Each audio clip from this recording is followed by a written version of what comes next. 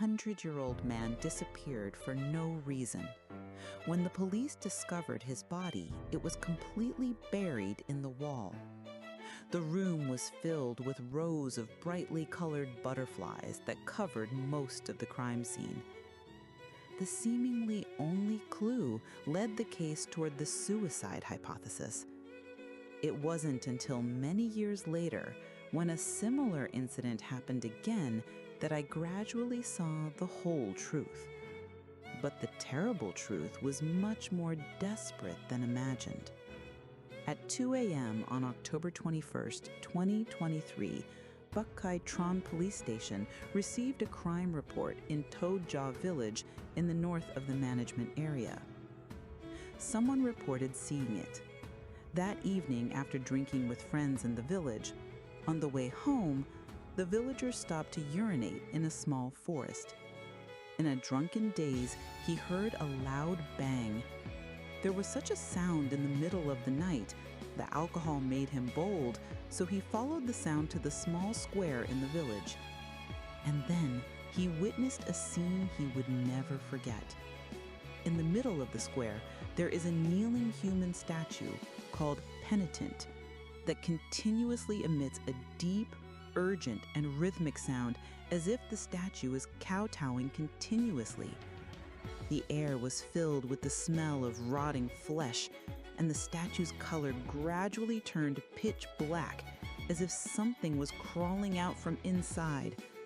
Seeing this, the alcohol immediately flew away from the people. He turned and ran away, got home, thought and thought, finally decided to call the police. The police station immediately sent people to the scene. After checking, the ghostly phenomenon that people saw was actually a person trapped in the statue, making struggling sounds. The statue's discoloration is due to the body inside decomposing after death.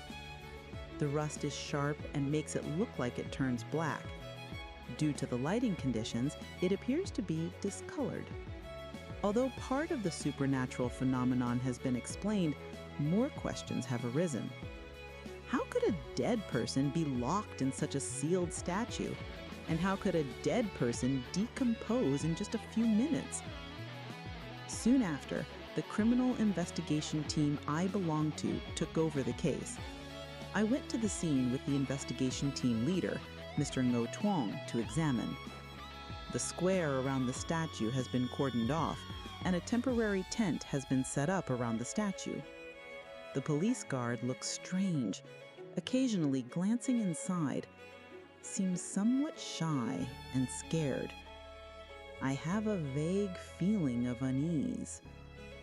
After Mr. Ngo presented his documents, the police officer on duty hesitated, but finally reminded, "You two be careful, that statue is very evil."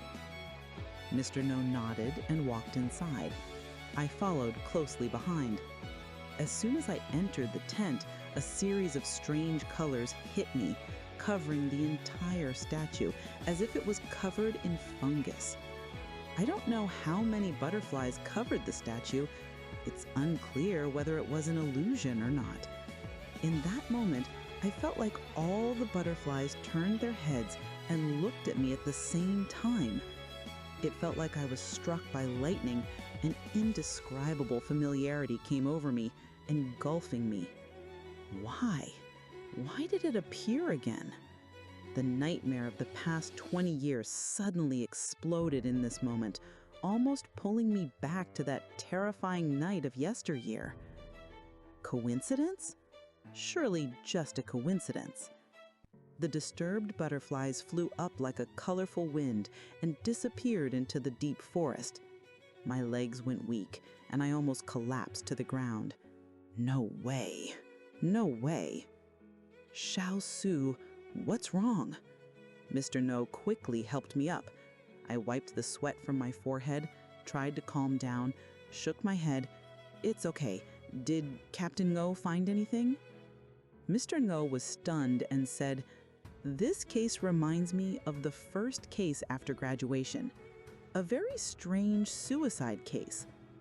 My heart sank, but I still tried to ask, what was the case? That case was also in Toya village. He took a drag of his cigarette, his eyes distant. A 100-year-old man went missing for no reason. After many days of searching, we discovered his body in the wall of a residence warehouse. The body was built into the wall with oil oozing out of it, forming a human shape, and colorful butterflies were crawling on it. That warehouse had been locked for a long time, covered in dust, and only the dead man's footprints and fingerprints could be found at the scene. Speaking of this, Mr. Ngo accidentally mentioned and remembered that the person who died that day was also named Su Ming, the same name as him. I forced a smile and scratched my head to avoid it. At this time, Captain Ngo's phone rang. After a few short sentences, he immediately turned the car back to the station. The identity of the deceased had been determined, I asked instinctively. Was he a native of Su Ya village? No. Mr. Ngo frowned. After a preliminary examination, the victim was a male around 40 or 50 years old. Moreover, in the corpse-covered suit, the forensics found half a business card that could confirm the identity. He looked at me, each word clear. His name was also Su Ming. What? I was speechless, not daring to believe it. Su and Suju and Ming Wei? Mr. No did not speak, just silently nodded. Then he stepped on the gas harder, accelerating back.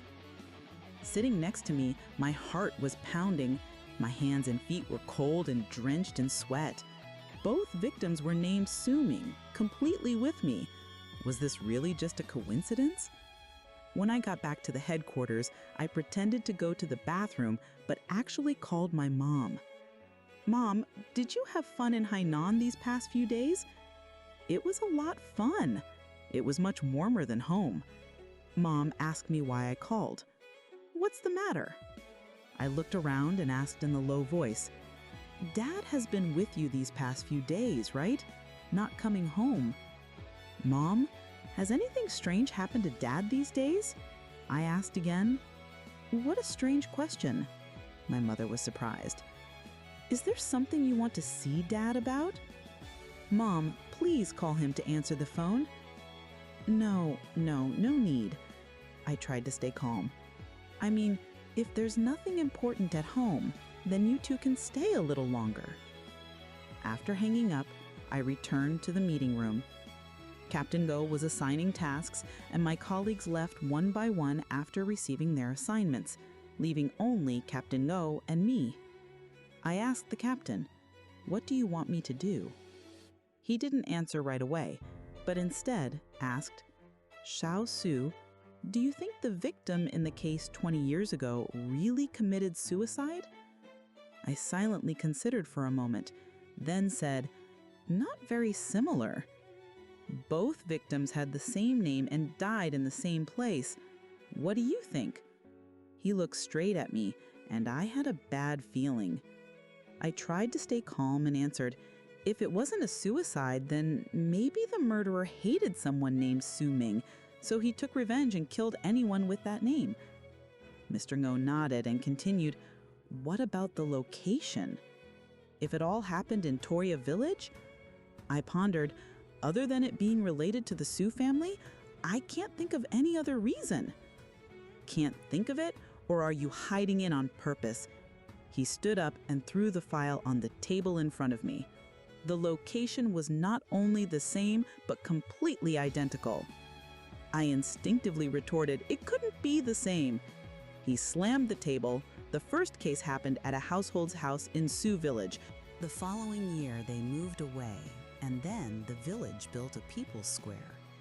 They voluntarily demolished the house at a low price. The place where the statue is now is where the first case happened. Hearing this, my head felt like someone had poured glue on it. It was so thick. Why didn't I know about this? I didn't know. Captain Wu looked disappointed. The house that was demolished that year was your house. You said you didn't know. At this moment, what else do you want to hide? Tell me." I really don't know, I frantically explained. After that happened, my parents felt unlucky, so they moved me away. From then until now, I have never returned to Sioux Village, except this time to investigate the case. You pressed me, why didn't I come back? That's right, Sioux Village is my ancestral home. I've lived here for generations. Even if something unfortunate happens, I can't help but come back. Why? Because there's a secret I can never tell. I know my house was dismantled, but I didn't know that the place where the statue was placed was the location of the science house. 20 years is enough to change everything. When I returned to the village this time, I didn't recognize it right away. I sighed. I didn't want to come back. So why did you deliberately hide the fact that the first case happened in your house? Yu-Wu didn't let go. I silently avoided his gaze. He stared at me for a while and then coldly said, Su Ming, I think you are no longer suitable to continue investigating this case. I'll give you a leave. Arrange it yourself. I didn't object, quietly accepting. After work, in the midst of the bustling crowd, I was urged by something. I quietly took a bus back to Sioux Village to the People Square. I stood in front of the repentant statue. Now the statue had been dismantled. Only half of its body remained, crumbling as if about to be swept away by the waves of time. 20 years ago, I was only an 8-year-old child. If I could choose again, I definitely wouldn't have gotten up to go to the bathroom that night. If I hadn't gotten up, I wouldn't have seen those scenes. If I hadn't seen them, I wouldn't have had to live like a prisoner in my mind for 20 years. But unfortunately, there is no word if in the world. The memories sealed deep in my heart finally flowed out like a broken stream of water. 20 years ago, in 2003, about a week before the 100-year-old man committed suicide, that night I drank a lot of water. So I got up in the middle of the night to go to the bathroom and heard the old man's voice. The noise came from the warehouse. I thought it might be a thief. So I took the sickle and crept closer, intending to open the door to look. If I saw a stranger, I would call my parents immediately. But I couldn't open the door no matter how hard I tried. It seemed to be locked. I had been brave since I was a child, so I went around to the back and looked in through the window. Under the dim moonlight, I saw half of my father. It seemed like he was talking to someone, but because the window was closed, I couldn't hear clearly. Even though I couldn't hear the pulse, I could still feel that his voice was somewhat annoyed. The other person was completely submerged in the darkness. His voice was also low. I couldn't see his face. I couldn't hear clearly. The two of them talked for a while, then my father left the warehouse. I stood outside, bewildered, not understanding anything. My memory after that was broken. I couldn't remember clearly. I only vaguely remembered that the person talking to my father had discovered me. He said one sentence to me, just one sentence, that made me so scared that the feeling was engraved into my bones, impossible to erase. But I can't remember what that sentence was. A feeling that I can't name. A few days later, Lone Village reported that an old man from another place had gone missing. Many police cars came to the village to search everywhere and finally found the old man's body in the wall of my warehouse. The case was closed with the conclusion of suicide. As for the details, nobody knew. I dare to affirm that this matter was definitely related to my father, but I was afraid that if my father really killed someone, he would be shot. Then I would lose my father and my family would lose support. So I chose to hide it. Even though I was just a child, I still understood that it was wrong. The guilt of knowing but remaining silent gradually eroded me for 20 years. When I took the university entrance exam, I resolutely enrolled in the police university, striving to become a criminal police officer. volunteering to take on the most dangerous offline jobs, suppressing criminals, acting for justice, hoping only to ease the feeling of guilt for being able to cover up for a murderer. Gradually, the case of the past became a dark wound that I didn't dare to touch. Even after leaving the Sioux family village, I was extremely resistant to returning to that place. Of course, I always unavoidably conducted investigations on that case. I still held a glimmer of hope in my heart that there were too many suspicious points in that case.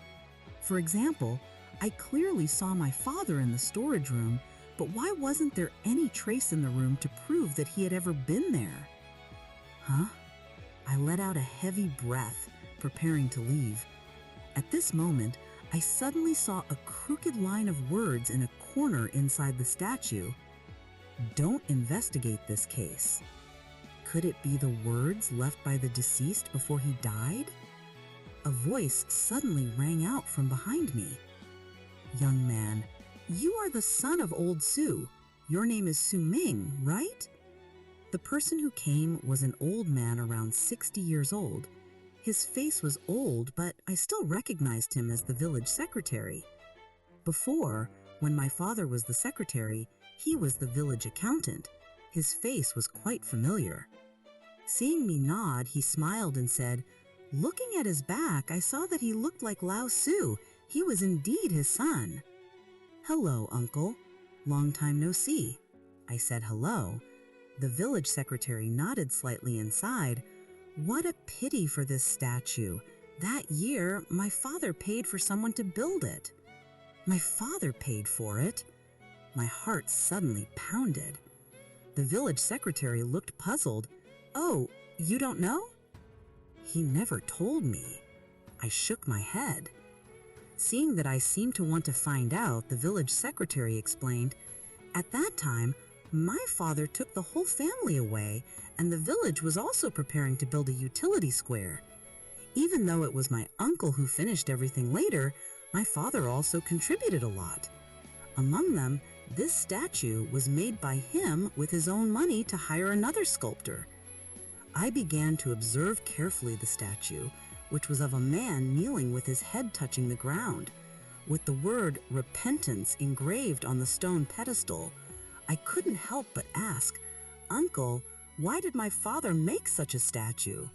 "Ah, this?" The village secretary laughed. "After that, my father said he would take my mother and I away and maybe never come back. He was a person who loved his hometown very much. This place was the land of his ancestors. For generations, he felt guilty towards his ancestors, so he made a statue of repentance, hoping to be forgiven by his ancestors." After leaving the Sioux family village, I returned home because I was on vacation and had plenty of free time. I found the artist who made the statue that year. His explanation was no different from the village secretary's. It sounded reasonable, but I still felt strange in my heart. I couldn't tell what was strange. The first case was a person who died in my old house. The second case was a person who died in a statue. Both places had identical locations of death. Many clear clues pointed to my father. I was uneasy. I had trouble sleeping and was restless. Until a week later, when my parents returned from a trip to Hainan, I finally mustered the courage to tell them clearly. "Dad," I even prepared myself for the worst. "Dad, I've been investigating a case recently involving the statue in Suzhou Village Square. Xiaoming, come here and have some tea." My dad interrupted me and asked back, "Have you ever done anything that you regret?" Hearing this question, the first thing that came to my mind was what happened 20 years ago. But when I opened my mouth, I swallowed my words. No, not yet.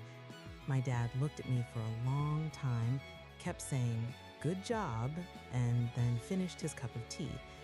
Dad hopes you can always make the right choices. After he finished speaking, he left, leaving me sitting there bewildered. That time he left, he never came back. My dad committed suicide. My dad's body was found by the riverbank. When it was discovered, it had already begun to decompose severely. The image was horrifying. At the same time, the authorities received a letter of accusation. The person being accused was my dad. Suda said that when he was a secret agent, the village letter had colluded with the contractor to embezzle the village's construction fund. I saw that letter. The handwriting was very familiar. It was my father's handwriting. In other words, he denounced himself and then committed suicide. Could it be that when I mentioned the statue that day, he thought I had already investigated it? Because he didn't want to make things difficult for me, I didn't dare to speculate further. After this incident, my father's good reputation in the village completely collapsed. The destroyed Jangdu repentance statue also became a laughingstock in the village. People all said that he embezzled people's money and was an immoral person. In the Su family village, most of them had the surname Su and were relatives for many generations. Doing such a thing would be cursed by their ancestors. Things had come to this point. Even if my mother and I wanted to return to Suja village, we would feel that we had no face left. However, my mother still quietly returned and knelt before the villagers, begging for forgiveness. I knew that Mrs. Lamb did this for me. The son was a policeman, and the father was a corrupt person. I don't know how many people spoke ill of me behind my back. From then on, every time I thought of my father, the distorted words in the statue appeared in my mind. "Don't investigate this case." That sentence was a warning to me. If I didn't investigate the case of the corpse in the statue, my father wouldn't misunderstand, then he wouldn't have committed suicide. I was the one who forced my father to commit suicide.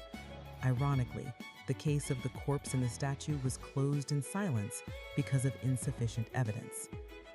In my endless regret, I threw myself into work with extreme intensity to paralyze myself. For many years, I solved all major and important cases. Correspondingly, my position was constantly promoted. After becoming a team leader, I was promoted to the office many times, but I refused. As a criminal police officer, I only wanted to do the most dangerous jobs in the field. Even if I died one day, that would be a release for me. Until 20 years later, when I was 48 years old, life was full of tranquility. My silence took a second turn. The nightmarish case recurred once again. Over the years, Suja village has changed a lot. Located in the suburbs near the center city, its favorable geographical location has been chosen by real estate investors and developed into a tourist resort. The location where the repentance statue used to be located is now right inside a villa. Looking at the familiar human-shaped oil stain on the kitchen wall, my whole body trembled, my heart pounding. Colorful butterflies were flying everywhere. The forensic doctor who was handling the body said, "Captain Sue, the smell here is too strong. Why don't you go out first? We'll call you in after processing." I took a deep breath and asked, "Is there anything on the victim's body that can identify him?" The forensic doctor shook his head. "Nothing has been discovered yet." I pondered, leaned closer, and carefully observed inside the wall. Sure enough, in a corner covered in rotten flesh with two crooked words, "Is resigning a warning." I immediately instructed the other police officers to immediately check if there was anyone named Su Ming missing around. "Huh," a police officer was surprised. "You didn't hear wrong. It's Su Ming." I paused for a moment and then continued, "The middle name is Me." The police officers left one by one, and I took advantage of the moment when no one was paying attention. I secretly kept some of the victim's tissue. After work that day, I went to the hospital. I had an extremely unbelievable guess in my heart which needed to be verified. These days, the forensic department had been working continuously through the remaining bones and flesh of the victim and had obtained quite a lot of useful information. The victim was a male, aged between 60 and 70. As for whether or not his name was Su Ming, it had not been verified because we had not discovered anyone named Su Ming missing recently. The victim of the case 20 years ago was between 40 and 50 years old, and the victim this time was 60 to 70 years old. The age gap between the two people was almost exactly 20 years. 20 seemed to be a special number. But if we go back 40 years, that is, when I was 8 years old, the first case happened, the victim was a 100-year-old man. It seems like this rule was broken. While I was out, I went to the hospital to get the report. Looking at the content, I finally made up my mind. After burning the report, I returned to the team. Under the suspicious eyes of my superiors, I submitted my resignation. I went to the hospital to get the DNA comparison report between me and the victim.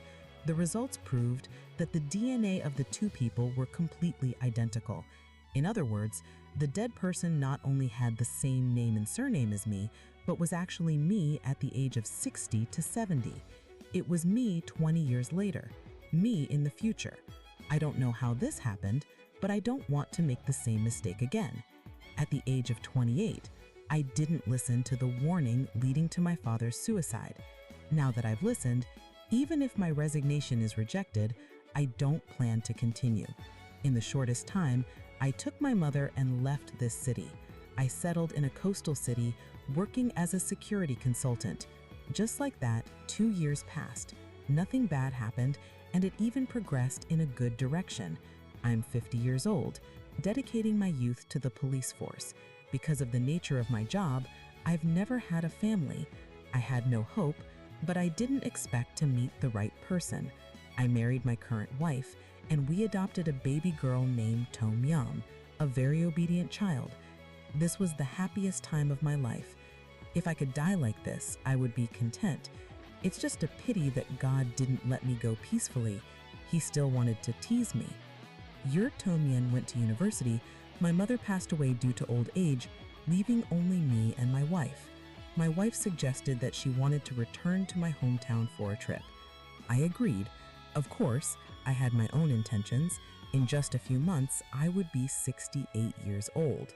The third 20-year milestone was approaching. If it followed the rules, would there be an 80 to 90-year-old me coming to leave another warning? I had left my hometown for a long time. Many relationships had been severed. I took my wife back to visit old friends one by one, but many were no longer there. The scenery's still here, but the old people were different.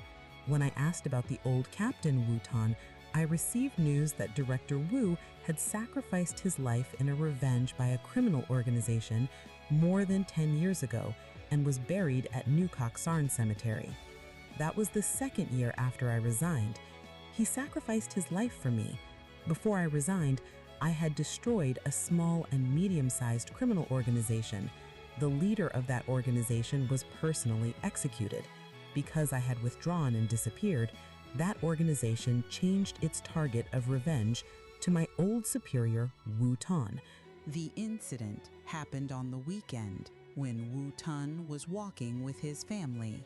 The criminal group, that savage criminal, stabbed him and his entire family to death in the middle of the street. Only his 6-year-old nephew, who hid in the toilet, survived. The case caused a stir, and his superiors were furious. Less than 3 days later, all those involved were eliminated. At that time, there was only half a year left for Wu Shun to retire and enjoy a comfortable life. The person who should have died was me. I wanted to find Wu Shun's nephew and do everything I could to make up for it, but I couldn't. I heard that the child was adopted by relatives and then left the city. Only then did I truly understand how great a crime I had committed. I was the guilty one, the one who killed Wu Shun. My spirit was my only support. In one night, I completely collapsed, and I lived like a soulless corpse. Finally, with the encouragement of my wife, I returned to the police force as a consultant, looking for some work so as not to fall further. Sure enough, not long after, a series of murders occurred in the city. The murderer often attacked on nights rain, specializing in targeting young female students, so he was called the Rainy Night Butcher. The superiors asked me to solve the case as quickly as possible. I devoted all my energy to investigating, no time to blame myself. Usually when I got home, it was almost midnight. The lights were still on in the house. My wife sat on the sofa waiting. I said from afar, "You don't need to wait for me. Go to bed early." My wife shook her head. "I can't sleep at home alone." I looked at the date and said, "It's been almost a month. Su Miao still hasn't come back this week? That girl is also busy, preparing for a debate with her classmates." My wife explained, "Go to college. There are many activities." I reminded her a little uneasily. I told her during the day, "Don't go out at night these days. There was a serial killer who specialized in attacking young female students. It was very dangerous." My wife nodded, showing that she understood. The case was progressing. We could determine that the area of activity of the butcher at night was only around the University City area. At this rate, he would be caught soon. I took advantage of the rare time to go back to the Su family village.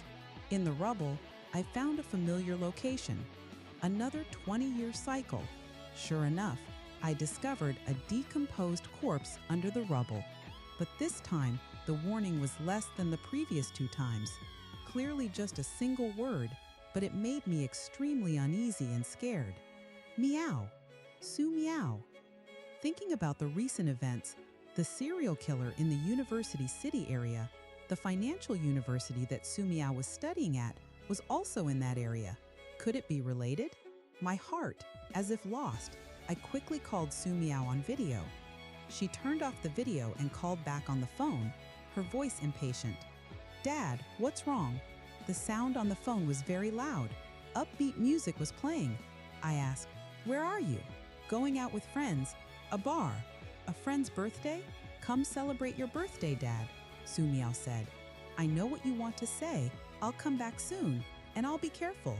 "Okay. Just let your parents take care of themselves. If there's nothing else, I'll hang up here." Before I could reply, the phone was disconnected. I could only shake my head helplessly. She went to college and started to rebel again.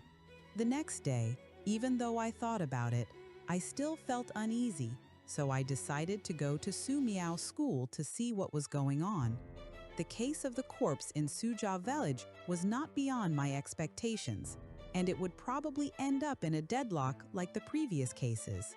When I got downstairs from the dormitory, a few girls greeted me. I recognized Su Miao as Su Miao's roommate, so I asked them if they had seen my uncle Su Miao. "Didn't her uncle come home?" a girl asked back. Su Miao had asked for a few days off from school and hadn't come to class. "So none of you have seen her these past few days," I said sternly. The girls shook their heads in unison. I quickly called Su Miao, but no one answered the phone several times. Luckily, I asked the address of the bar from her friends. Near dusk, I finally saw Su Miao's figure. It was raining lightly. She and another young girl were walking together in the small alley. I was about to call out when I suddenly stopped. About 10 meters behind the two of them, there was a man wearing a hoodie following them stealthily. His back was exactly like the murderer in the surveillance camera. I contacted the police and immediately chased after him. "Stop! Police!" Seeing the man about to approach the two girls, I had no choice but to rush out. I shouted, "Meow, you two run quickly." The man slowly turned around, smiling meaningfully. "Su Ming, you're here. Do you know me?" I kept calm, using my eyes to signal Su Miao and the other girl to run away. But Su Miao stood still, making me unable to believe that she had cut the throat of the girl next to her. Blood splattered everywhere. "If you go back on your word, I will not forgive you even if I die." Su Miao finished speaking to the man. He didn't hesitate and slit his own throat. I felt like I was in hell. My head was buzzing. Why was this happening? The man laughed wildly. I rushed over and wrestled him down. Ripping off his neck, I shouted, "I'll kill you." "Ha ha ha, kuh." He didn't resist. His eyes were full of contempt. "Kill me, Su Ming. You've already killed my whole family. Kill me too. Let my Wu family lineage die out. Kill me. You're Wu Xun's grandson. My voice trembled. I'm his grandson, Wu Lin. He gritted his teeth. That year, when I heard the news, you ran away like a rabbit. You crawled into a hole yourself so my grandfather could take the bullet for you. You carried 4 lives on your back. I felt like I was electrocuted, let go, and fell to the ground. No, it's not like that. It's not like that. The police siren blared. Footsteps approached. The police are here. Stop. Wu Lin picked up Su Miao's knife and rushed to stab me. When the knife tip was near the tip, suddenly unexpectedly turned and stabbed me in the stomach. I shouted, "Don't shoot!" Bang! The gunshot rang, my ears ringing. Wu Lin collapsed. I had promised Su Miao that I wouldn't kill him. Blood spurted from his mouth. He said, "Dying is too easy. I want you to live a life worse than death." I sat on the ground like I was dead with the 2 of them. Later, the police found Su Miao's suicide note. Combining the evidence, the entire case was cleared up. The serial killers were Wu Lin and Su Miao. Wu Lin grew up in pain and resentment because his family was massacred. He gradually became a sociopath because he thought I had indirectly killed his entire family, so he wanted revenge. After Su Miao entered university, he approached her, and when the opportunity was ripe, he used drugs to lure Su Miao into accidentally killing someone. She was extremely scared and didn't dare tell me or her mother. Wu Lin took the opportunity to drag her down with him. Under his instigation, the 2 of them killed many people one after another. One wrong step, every step is wrong. I used to be a police officer. Now I am a consultant for the criminal team. Decades of fighting crime, but my daughter became a serial killer. What will I do? That is Nolam's cruel revenge on me. Su Miao knew she was being used, but it was too late. She begged Nolam to forgive this evil father. Nolam agreed to kill one more person and then stopped. After killing someone, Su Miao could not bear the psychological pressure and chose to end her life. In the suicide note, she wrote the last 2 sentences. "Mom and Dad, I'm sorry. Don't be sad. Live a good life." From then on, my family fell apart. The following month, my wife and I filed for divorce. For a long time, I didn't know anything about her. When I heard news of her again, it was because her younger sister told me that she had passed away. She had cut her wrists and ended her life. In this world, I had become a completely lonely person with no relatives left. I also thought about committing suicide, but when the knife was pressed against my neck, I couldn't do it. Because of fear, not fear of death, but fear of meeting the dead again. My parents, the entire No family, my wife and children, if I died like this, how could I have the face to meet them again? So I continued to live, living in the year of the tiger. In this empty world, I was like a ghost with no place to stay, a sinner, and I had to accept the punishment of loneliness. Living in a daze, I lived to be 88 years old, which was also the 4th 20-year cycle. But that year in Ta Village, there was no longer a single me. According to the 20-year rule, I thought I probably wouldn't live to be over 100 years old, so there wouldn't be any more time travel warnings. I also understood that even if there were warnings, I wouldn't run away anymore. These years taught me that if I escaped one life, there would be another life waiting ahead. Everything was already predetermined invisibly. From then on, I lived every day as if it were my last, ready to wait for death to come. But day after day, I still lived to be 108 years old.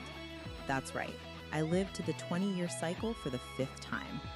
One afternoon, that year, countless colorful butterflies surrounded me like a colorful river. All of them spoke in unison. You have a chance to go back 20 years. Would you choose to go back? I smiled and shook my head. Could going back 20 years change anything? The butterflies said again, You have a chance to go back to the past 20 years ago. Would you choose to go back? I still shook my head. Until the third confirmation, I asked with the last bit of hope, can you choose to go back to an earlier time? The butterflies hesitated for a moment and then answered in unison. It is possible, but once you choose, your lifespan will end at 108 years old. No problem. Countless butterflies flapped their wings and turned into a time tunnel. Old memories flashed before my eyes like a rewinding film, finally stopping in a countryside filled with fresh air. In 2003, I had just turned 8 years old.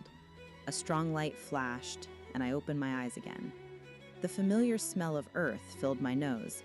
It was the smell of a mud brick house. The moonlight outside the window was cold, and things were all over the ground. The speed of time inside the teleportation gate is chaotic. Please leave immediately. The voice rang in my ears, and I quickly stepped forward. It turned out that the location of the teleportation gate was in the storage room of the household. I accidentally bumped into the cabinet next to me. Not long after, the storage room door opened. A middle-aged man walked in, his voice not muffled. He was so old and still stealing things? As soon as I saw him, I burst into tears. His father looked at me in panic and wary. Are you crazy? You are my son. Su Min came from the future. I quickly said, last week, my father and I went to the stream to catch crabs and only caught 2 small fish. Didn't catch any crabs.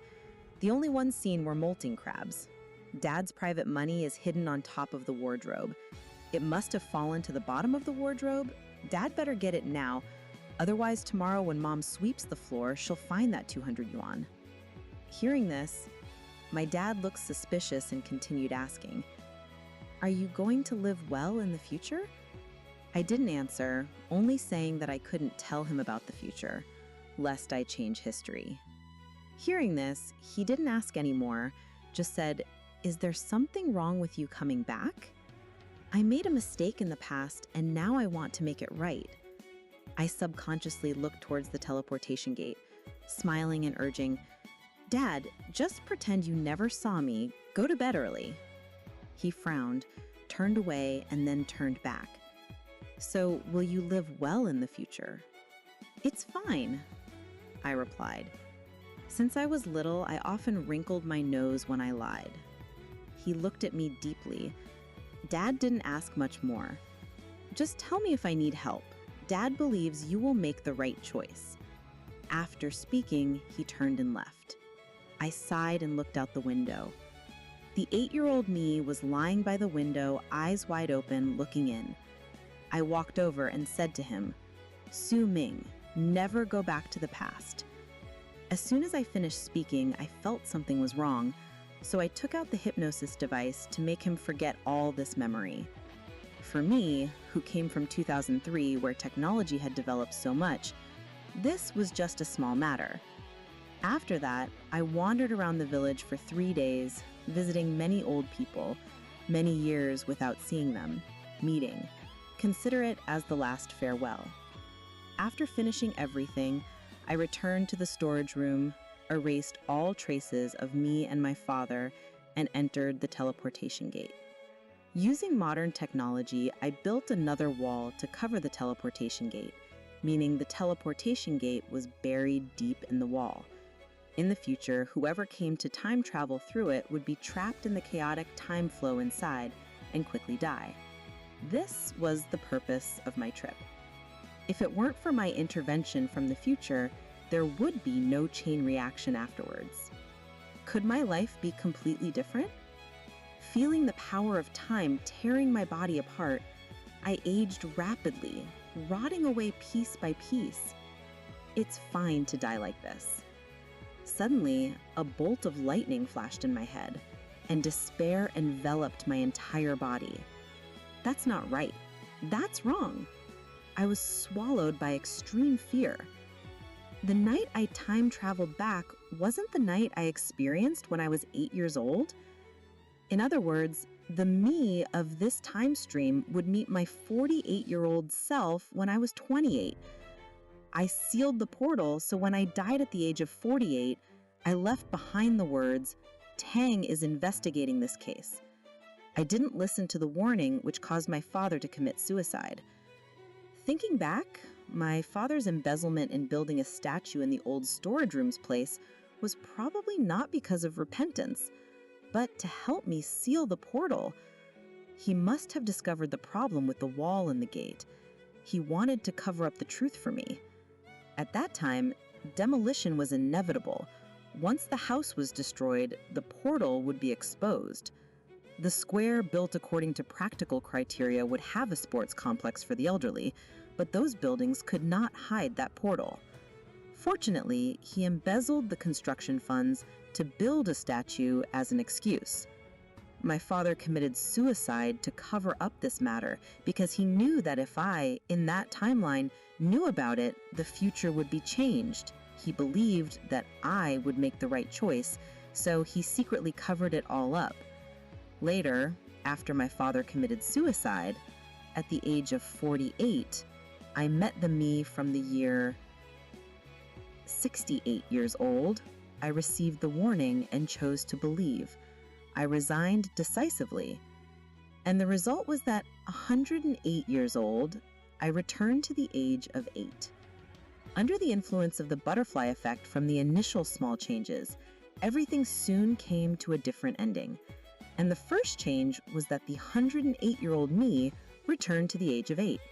I didn't want the future me to affect my present life, but in fact, as soon as I returned to the age of 108, the timeline changed. The cause became the effect became the cause. This was an endless loop. I understood everything, but my life had come to an end. Everything was fate. Nothing could be changed. More and more colorful butterflies flew around me. Each one landed on me, and they whispered in unison. See? Trying my best, but still could not live a decent life. No matter how many times I tried, I could not escape the final outcome. Everything was fate. Life is meaningless. The world is boring. It's better just not to come. My last consciousness dissipated. Gradually, in a daze, the scattered consciousness condensed again, turning into a colorful butterfly, then flying with thousands of other butterflies to an unknown place. In the dark night, thousands of butterflies fluttered. There was one butterfly that was me, but it seemed like all the butterflies were me. In the middle of the aimless flight, I pondered a new question. If I only had one chance to travel through time, what would the me I met at the age of 28, 48, and 68 be like? Until more and more new butterflies joined me on the flight journey, I realized they came from different places, but they were all me. They were all named Sue, just living different lives of Sue. Those different places were called parallel worlds. Suddenly, I remembered a detail. The night I traveled through time from 2003 to 2003, when I saw the 8-year-old child, years old, was holding toilet paper by the window. According to my memory, that night I only got up to pee. I didn't bring any toilet paper, and if I had brought toilet paper, it could only be because I had gone to the bathroom. The toilet paper wasn't used up yet. Those two of us weren't from the same world at all. Thinking about this, I felt relieved. At least this was better than being stuck in a dead-end loop, right? Tick. In a pure white room, a pregnant woman lay on the bed. In front of her was a red light and a green light. When the alarm sounded, the red light suddenly turned on. The doctor in a white-blue coat beside her shook his head, looking regretful. "I'm sorry, ma'am, your child can't be born." The mother became agitated. Why? Although the doctor explained some supernatural reasons, it only raised more doubts. The pregnant woman's husband opened the door and walked in. He meant that our child refused to be born. That's right. The doctor patiently explained. With the support of the Space-Time Administration, we used a comprehensive listing method for the child. Your child experiences all the possibilities that can happen in millions and millions of parallel worlds. After experiencing those lives, the child is not satisfied, so he refuses to be born. The mother, with red eyes, begs, "We just want a child. Is there no other way?" The doctor sighs helplessly. Article 3 of the Law of Reproduction clearly states, newborns have the right to know their life in advance after birth. In other words, children have the right to preview the script of their life, and only when they are satisfied will they be born. The mother loses control. Knowing everything, then what is the fun of life? You can rest assured about this. The doctor continues, before birth, all those memories will be erased. If you really want to have a child, you can try to conceive again after half a year. The husband tried to comfort his wife and at the same time asked the doctor, "What about this child? What are you guys going to do? Kill it?" Even though the child is not born yet, it is still protected by law. The doctor was still patient. According to the regulations, the child will be put into the brain warehouse. The technicians will design a suitable virtual world based on the child's wishes. There, it will live very happily. Hearing this, the couple had nothing more to say. They could only accept. A few hours later, the child was taken out of the mother's body. The brain was transferred to the brain warehouse, beginning the process of creating a virtual life. Looking at the dense brains in the warehouse, the wife suddenly opened her mouth. "Honey, tell me, is it possible that we are just two brains in the brain warehouse?" The husband was stunned for a moment, but then quickly burst out laughing. "What are you thinking? Come on, let's go home." Thank you for listening to the story with the Submerged Archives. If you find it interesting, please give us a like and a subscription to the channel. Thank you.